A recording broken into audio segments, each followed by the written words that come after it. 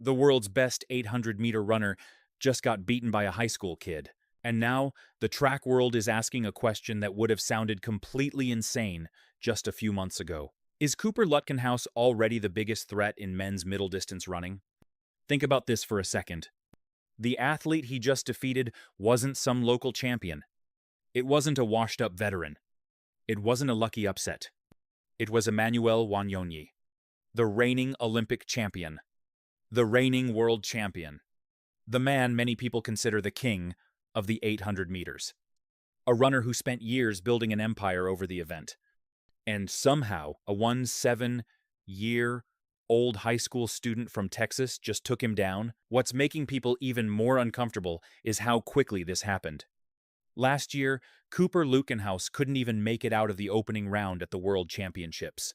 Now he's beating Olympic medalists, world champions, and the greatest 800-meter runners on the planet. That's not normal progression. That's the kind of rise that makes people start using words like generational. But before everyone crowns a new king, here's where things get controversial. Some fans think Cooper Lutkenhaus is already the future of the event. Others think the hype train is moving way too fast.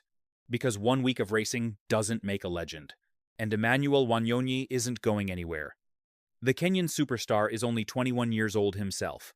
His prime years are still ahead. But then Oslo happened.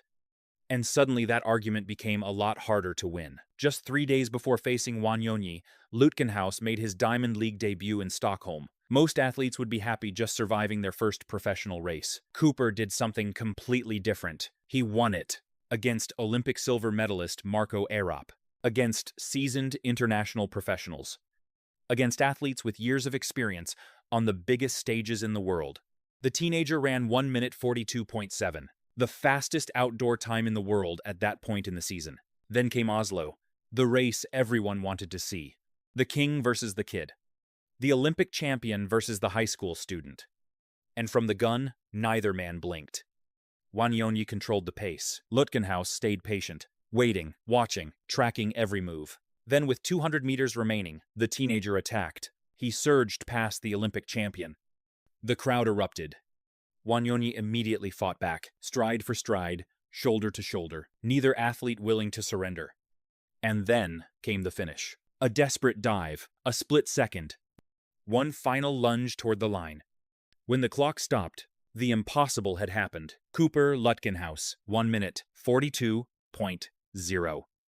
Emmanuel Wanyonyi, 1 minute, 42.09. 100th of a second. That's all that separated a Texas teenager from the best 800-meter runner in the world. And here's the scary part. This wasn't a lucky race. Almost everyone in the field ran season's bests, trying to keep up. Olympians, world medalists, national champions.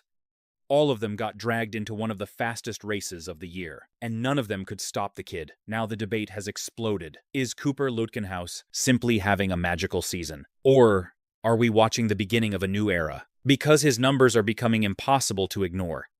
He's now one of the fastest Americans in history. He's already a world indoor champion. He's undefeated in professional finals this season. And he's still attending high school. That's the part that sounds ridiculous. While most teenagers are worrying about exams and homework, Cooper Lutkenhaus is beating Olympic champions. But before anyone starts talking about world records, there is one major obstacle still standing in his way. Emmanuel Wanyonyi, because despite the loss, the Olympic champion was beaten by the smallest margin possible, 100th of a second, a result that could easily flip the next time they race. And that rematch is coming. The World Athletics Ultimate Championships are getting closer. The stakes will be bigger, the pressure will be higher, and the entire track world will be watching. For one incredible week in June, Cooper Lutkenhaus shocked the sport. Now comes the hardest part. Proving it wasn't a fluke, because the question is no longer whether he belongs among the world's best. The question is whether the world's best can stop him. What if Noah Lyles isn't slowing down? What if all the talk about the next generation taking over sprinting was completely wrong? Because after what happened in Rome, some fans are saying the competition made one massive mistake. They woke up the Olympic champion.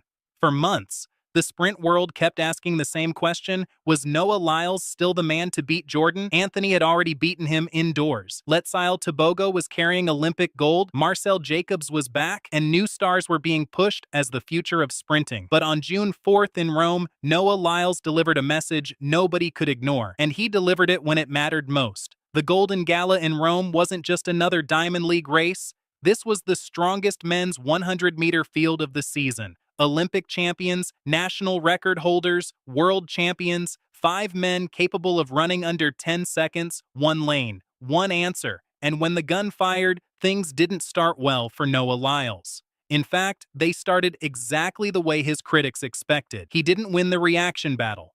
He wasn't leading at 30 meters. He wasn't leading at 60 meters. For a moment, it looked like the younger stars might finally have him. Jordan Anthony was right there. Letsile Tebogo was right there. The field was packed together. Then Noah Lyles did what Noah Lyles always seems to do. He found another gear. The final 20 meters looked almost unfair. Step by step, he started pulling away.